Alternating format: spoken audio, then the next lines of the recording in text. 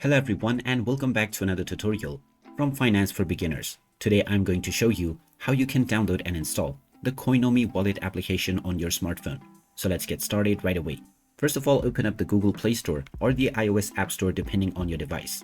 Once you open it up, tap on the search button and then type in Coinomi wallet and begin your search. Once you find the Coinomi wallet, go ahead and tap on it and you will see the install button. Tap on the install button, which will now begin the download and installation of the Coinomi wallet app on your device.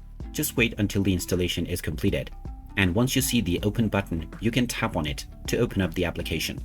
Now you can tap on the get started button to create your new wallet or log into your existing one.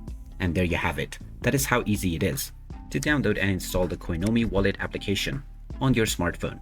If you find this video helpful, don't forget to hit that like button and subscribe to our channel for more useful tips and tutorials.